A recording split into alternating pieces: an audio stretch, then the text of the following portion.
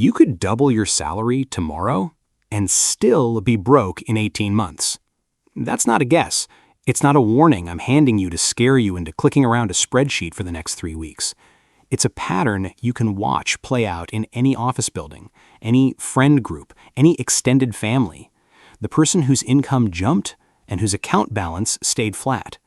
The person who got the promotion and still holds their breath when the landlord's name shows up on the phone. The person making more money than they've ever made in their life and somehow feeling the same level of anxiety about it. Not because the raise wasn't real, because the raise never had a chance to become wealth. Here's what I want to convince you of in the next 15 minutes, and I'm going to say it plainly so you can decide early if it's worth your time. Your salary is not why you're broke, and it's not why you'll ever get rich. The real reason sits in the gap between what you earn and what you keep. And that gap has a name I'm going to teach you, along with a set of mechanics that run underneath it whether you notice them or not. By the end, I'll show you the exact lever that moves your financial life more than any raise ever will. And I'll show you why, for most people, the raise is actually the thing that keeps them broke. I want to start with a number, because everything that follows depends on how you read it. Most people think the story of wealth goes, earn more, save more, done. And on paper, that's true. The math works. If you make $80,000 and save 10%, you keep $8,000 a year. If you make $160,000 and save 10%, you keep $16,000. Twice the income, twice the savings. Move the number up, and the savings line follows it. It looks like a straight line on a graph, and it's comforting because it means wealth is just an income problem. Get a bigger number, get a bigger life. Except that's not what happens. And you already know it's not what happens because you've watched it not happen. In yourself, in your parents, in the coworker who makes twice what you do and still Venmos you for his half of the lunch bill. The problem was never the math. The math was always fine. The problem is that your spending doesn't know what your salary is until after you've spent it.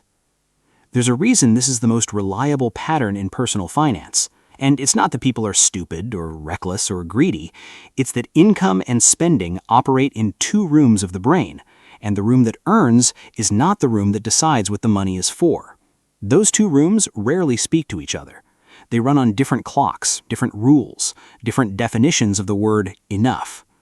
And the moment you assume they're the same room, the moment you assume more coming in automatically means more staying, that's the moment the whole thing starts leaking.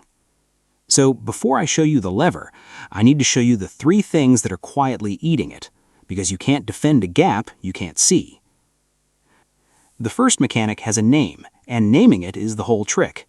It's called lifestyle creep. Lifestyle creep is what happens when your standard of living rises in lockstep with your income, quietly, automatically, and in a way that feels completely reasonable the moment you choose it. That's the insidious part, and I want you to hear it clearly. It never feels like a mistake while you're making it. It always feels like the natural reward for the thing you just earned. That's why it's so hard to catch. You get a raise. You're not the kind of person who buys a sports car, so you don't. You're sensible, and you know it. You just stop checking the grocery total. You upgrade the phone plan because it's only $10 more. You take the slightly nicer apartment because you can afford it now, and you've earned it.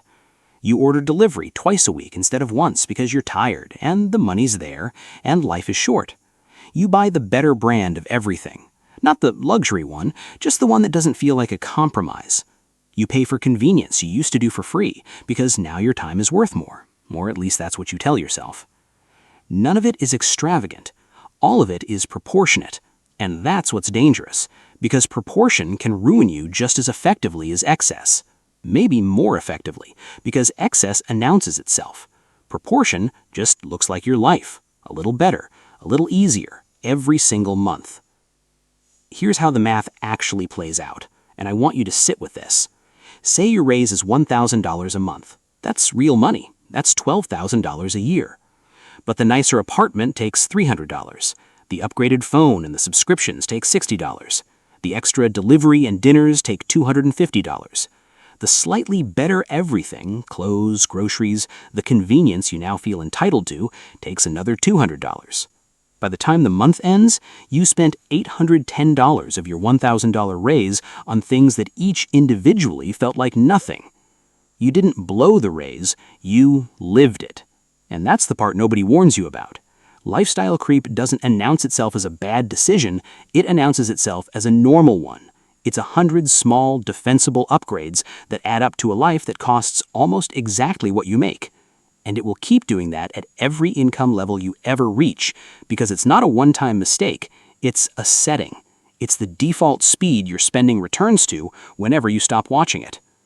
That's the first reason your salary isn't the lever you think it is, because the moment you earn more, your baseline quietly rises to meet it.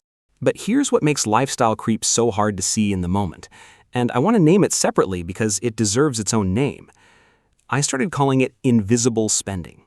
Invisible spending is the spending that never registers as spending because it's small enough and automatic enough and normal enough to slip past your attention entirely. It's not one big purchase, it's 40, 50 small ones. A subscription you forgot you had, a $12 lunch that could have been $4, a ride share when the walk was 12 minutes, a coffee that isn't the coffee really, it's the ritual, the little reward in the middle of a day that didn't feel rewarding. Each one of these is nothing. I want to be careful about that word because it matters. Each one is genuinely, defensibly nothing. Nobody goes broke from a $12 lunch. The danger isn't the size of any single transaction.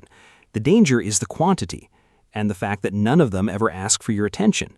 They just happen in the background, at the exact moments you're too tired or too rushed to notice. Let me give you a number, because this is where the abstract becomes concrete. I had a client, let's call her Eve, who was convinced she didn't spend on anything frivolous. She didn't drink, she didn't shop, she didn't eat out much. And when we actually sat down and added it up, the invisible spending, the subscriptions, the convenience apps, the small upgrades she'd never once thought about, came to $1,100 a month. Not a month she went wild, an ordinary month. $1,100 that she could not, in the moment, account for. Not because she was hiding anything, because nothing about it was memorable enough to account for. That's the second mechanic. It's the reason your account balance drops without you ever feeling like you spent anything. Because on paper, you didn't spend anything. You just lived, and the living quietly cost more than you told yourself it did. There's a third mechanic underneath the first two, and this one explains why the raises don't even buy you happiness while they're draining you. Psychologists call it the hedonic treadmill. The tendency for your baseline happiness to return to the same place no matter what your circumstances do. Win the lottery, get the promotion, move into the nicer place, you feel a spike, and then within months you feel exactly the way you felt before, except now your life costs more. The treadmill is why lifestyle creep feels pointless in hindsight. You ran faster, and you're still standing in the same emotional place, only now you're out of breath and the bills are higher.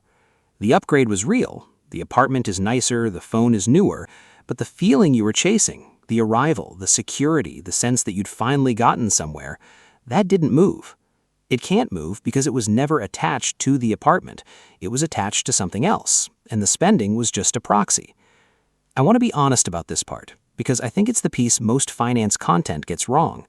The answer isn't never spend money, or deny yourself everything until some abstract future. That's its own form of deprivation, and it usually collapses. You don't win against the treadmill by refusing to run. You win by noticing that the running was never going to get you anywhere. The raise was never going to fix the feeling. The feeling wasn't a money problem. It was a visibility problem. You were spending to feel like you were progressing, and spending that way doesn't produce progress. It produces a more expensive version of standing still, a treadmill with a higher monthly payment. Here's the shift I want to offer, and it's the one that actually moves the needle. What if the goal was never to earn your way to a different feeling? What if the goal was to build a margin, a gap between what you earn and what you spend that grows over time whether your salary moves or not? Because that margin is the only thing that ever becomes wealth. The salary just feeds it or doesn't. So let's name the actual lever, the margin. The margin is the distance between your income and your survival number, not your income and your spending, your income and what it genuinely costs to keep your life running. Most people never calculate that second number, and it's why their money keeps disappearing into 100 small, invisible places. They measure themselves against their income, which is a number they know. They never measure themselves against their survival floor, which is the only number that actually tells them whether they're winning. Here's what makes the margin different from every raise you've ever gotten. A raise is something that happens to you. It arrives, and then it's gone, absorbed by the treadmill, spent by a baseline that adjusted to meet it. The margin is something you build. It doesn't arrive, it accumulates. And unlike a raise, nobody can take it away from you. A raise can be downsized, frozen, deleted by a reorg you had nothing to do with. The margin is yours. It's the one piece of your financial life that no employer, no market, no emergency has any say over. I want to give you a story, because this is where the abstract becomes real. I had a friend, let's call him Sam. He made $72,000 a year. And every year, right around March, he'd look at his checking account and feel genuinely confused. He wasn't reckless. He paid his bills. He didn't buy watches or take expensive trips. But the money just left, quietly, in 100 transactions that never individually registered as spending. Sam got a raise 2 years in a row, $5,000, then another $7,000. Real money. And by the end of the second year, his account looked almost identical to the year before the raises. Same running on empty feeling, same March confusion, just with a slightly nicer apartment and a few more subscriptions. What Sam had done, what almost all of us do, was to earn consciously and spend unconsciously. Those two things were never in the same room together. The raising happened in one room, the spending happened in the other. And the margin between them never got a chance to grow because nobody was watching it. Now, here's the version where it goes differently. Same Sam, same $72,000, but this time, before he spends a single dollar, he decides what his margin is. He calculates his survival number: rent, utilities, minimum debt payments, realistic groceries, transportation. Let's say it's $3,200 a month. That leaves a margin zone of about $2,300. The old Sam let that $2,300 evaporate.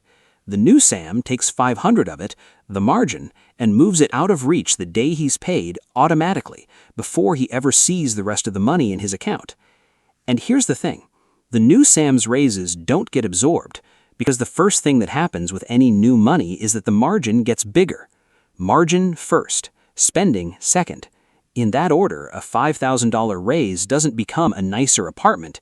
It becomes a wider gap between Sam and the version of his life where one bad week wrecks everything. Let me make that real with another number, because the difference sounds small until you see it stacked up. Sam automates $500 a month, and he raises it to $800 when the second raise lands. In 5 years, before any investing, before any interest, before any of the things people argue about in the comments, that's $40,000 he wouldn't have had. Not because he made dramatically different choices, because he made one choice once and then stopped negotiating with himself every month. That's the lever. Your salary changes when life decides to change it. Your margin changes when you decide to change it. And that's the entire difference. I want to pause here for a second. If the margin is starting to make sense, if you can feel that gap in your own life, there's a simple way to make sure you don't lose track of it. Subscribe. This channel is built for people playing the long game, the ones trying to widen the gap between where they are and where everything falls apart, not chase the next headline. I'd rather go deeper on this with you than shout over the algorithm. If that's you, hit subscribe and let's keep going. I want to be honest about why this is so hard to actually do, because knowing the concept and doing the thing are two different skills. I've explained this exact idea before, and I've still caught myself slipping. The reason the margin is hard is that it's invisible. A raise is loud. It comes with a conversation, a number, a moment. The margin is silent. It's the absence of spending. And your brain is not built to feel the absence of something. It's built to feel the presence of it. That's why the person who gets a raise feels wealthy for a week, and the person who quietly automates $500 a month feels almost nothing, until 5 years later when the $500 has become $40,000 and the person who felt wealthy is still waiting for the next raise. There's a second reason it's hard, and it's the one most advice never mentions. Your brain has a built-in bias toward the present, and it's not your fault. Psychologists call it present bias, the tendency to weigh what's in front of you right now as worth more than what's waiting for you later. It's the reason the $12 lunch wins over the $40,000 future every single time. The lunch is real. It's warm. It's now. The future is abstract, and it lives behind a transfer you'll barely notice making. And then there's mental accounting, the quiet way your brain sorts money into separate, unofficial piles and treats each one as if it were a different currency entirely. The raise goes in the extra pile, and extra money gets spent differently than salary money. It feels loose. It feels like it doesn't count, which is exactly why the raise evaporates while the salary somehow survives. Your brain never filed the raise as real money, so it spent it like it wasn't. There's a line I come back to, and I want to leave it here because it's the cleanest way I know to say all of this. Money you don't casually see is money that survives. Money that stays visible too long starts turning into justifications. The fix was never going to be try harder to be disciplined. The fix is building a system that doesn't require you to be disciplined at the exact moments you're most likely to fail, which for most people is 11 p.m., tired after a bad day. And that's what we're going to build. So here's the whole system, and it's embarrassingly simple. That's the point. The more moving parts a system has, the more places it can break when you're too tired to maintain it. So we're going to keep it to 4 steps, and each one exists only to remove a decision you'd otherwise have to make at the exact moment you're least equipped to make it. Step 1. Find your survival number. Add up rent, utilities, minimum debt payments, insurance, and a realistic grocery number. Not the number you wish groceries cost, the number they actually cost you last month. Pull it from your bank statement if you have to. This is the floor, and everything else you do depends on knowing exactly where it is. Most people have never seen this number written down, and until you do, every conversation about your money is happening in the dark. Step 2, subtract that from your take-home pay. What's left is your margin zone. Not extra money, not fun money, margin. This is the number that used to just evaporate every single month without you ever noticing where it went. The language matters here because if you call it extra, your brain will treat it as extra. And extra, remember, is the pile that always gets spent. Call it the margin, and you're reminding yourself what it's actually for. Step 3, pick a percentage of that margin and automate it. Even 20% is a real start. Set the transfer for the day your paycheck lands. Automatic, not a reminder to do it manually. The entire system leans on the fact that you can't spend money you never see, and you can't negotiate with a transfer that already happened while you were asleep. Step 4, give every new raise a job before it arrives. The moment you know a raise is coming, decide in advance what percentage of it goes to the margin. Write it down. Then, when the money lands, the decision's already been made. You're not negotiating with yourself in the checkout line. You're not standing in the upgraded apartment wondering if you've earned it. You decided weeks ago, in a calm moment, what that money was for. And calm you is a better money manager than raise day you will ever be. That's it. That's the whole action. One number, one automatic transfer, one decision made in advance so you don't have to be strong every single day. I want to be honest about the first month, because it's not fair to pretend this feels amazing immediately. The first transfer is going to feel tight. Your checking balance will look smaller than you're used to, and some part of your brain is going to panic a little. That's not the system failing. That's you adjusting to a number that was always your real spending capacity, just one you'd never confronted directly before. By the third paycheck, the smaller number is just what normal looks like. By the sixth, you'll stop thinking about it entirely, which is exactly when it starts working. And here's what changes past the 4th or 5th month, and it's the part nobody puts in the thumbnail. It's not just that there's money in an account that wasn't there before. It's that the low-grade dread you carried around, the thing that flared up every time your landlord emailed or your mechanic texted, it starts to lift, quietly, in a way you won't fully notice until it's gone. Because here's the truth about what the margin actually buys you, and it took me a long time to get this. It doesn't buy you a better car or a better apartment or any of the upgrades that were supposed to make you feel like you'd arrived. It buys you something those things can't. It buys you space. It buys you a version of your life where a $500 problem stays a $500 problem instead of becoming a 3-year credit card balance, where one bad month doesn't cascade into 3 years of catching up, where you get to make choices from a place of having room instead of from a place of white-nickeling it until the next paycheck. That's what wealth actually feels like before the numbers get big enough to impress anyone. It feels like space, and space is built in the margin, not in the salary. Your salary was never the problem, and your salary was never going to be the answer. The answer was always sitting in the gap between what you earn and what you keep, and whether you decide to protect that gap before the month gets a chance to spend it for you. Here's the thing, and I want to leave it with you plainly. The raise was never the lever. The budget app was never the lever. The spreadsheet was never the lever. The lever was always the same, and it was always boring. A number you know, a transfer you automate, and a decision you make once in advance so you don't have to be strong every single day. So here's what I want you to do. Take 5 minutes tonight. Calculate your survival number. Write down the margin and tell me in the comments what your actual margin is once you see it written down.